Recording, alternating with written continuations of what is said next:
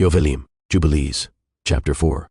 And in the third week in the second Jubilee she gave birth to Cain, and in the fourth she gave birth to Havel, and in the fifth she gave birth to her daughter Awan. And in the first year of the third Jubilee, Cain slew Havel, because Elohim accepted the sacrifice of Havel, and did not accept the offering of Cain. And he slew him in the field, and his blood cried from the ground to heaven, complaining because he had slain him. And Yahuwah reproved Cain because of Havel, because he had slain him, and he made him a fugitive on the earth because of the blood of his brother, and he cursed him upon the earth. And on this account it is written on the heavenly tablets, Cursed is he who smites his neighbor treacherously, and let all who have seen and heard say, So be it, and the man who has seen and not declared it, let him be accursed as the other. And for this reason we announce when we come before Yahweh Eloheinu all the sin which is committed in heaven and on earth, and in light and in darkness and everywhere. And Adam and his woman mourned for Havel 4 weeks of years, and in the 4th year of the 5th week they became joyful, and Adam knew his woman again, and she bore him a son, and he called his name Sheth, for he said, Yahweh has raised up a second seed unto us on the earth instead of Havel, for Cain slew him. And in the 6th week he begat his daughter Azurah, and Cain took Awan his sister to be his woman, and she bore him Shanoch at the close of the 4th Jubilee. And in the 1st year of the 1st week of the 5th Jubilee, houses were built on the earth, and Cain built a city, and called its name after the name of his son Shanoch. And Adam knew Chua his woman, and she bore yet 9 sons. And in the 5th week of the 5th Jubilee, Sheth took Azurah his sister to be his woman, and in the 4th year of the 6th week she bore him Enosh. He began to call on the name of Yahuwah on the earth.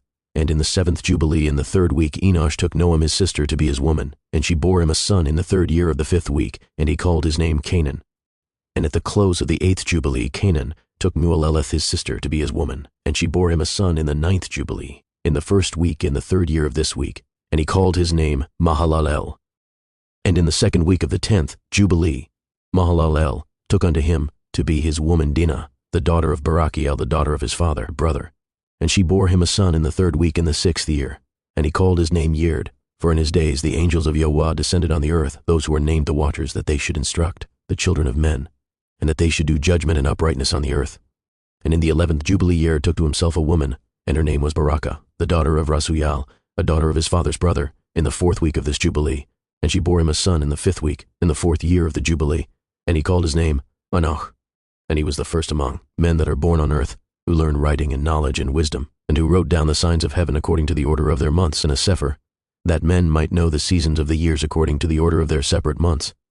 And he was the first to write a testimony, and he testified to the sons of men among the generations of the earth, and recounted the weeks of the Jubilees, and made known to them the days of the years, and set in order the months, and recounted the Shabbaths of the years, as we made them, known to him. And what was and what will be he saw in a vision of his sleep, as it will happen to the children of men throughout their generations until the day of judgment. He saw and understood everything, and wrote his testimony, and placed the testimony on earth for all the children of men, and for their generations.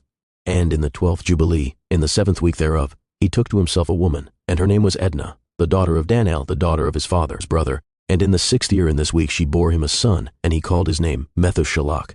And he was moreover with the angels of Elohim these 6 Jubilees of years, and they showed him everything which is on earth and in the heavens, the rule of the sun. And he wrote down everything. And he testified to the watchers, who had sinned with the daughters of men, for these had begun to unite themselves, so as to be defiled, with the daughters of men. And Shanoch testified against them all.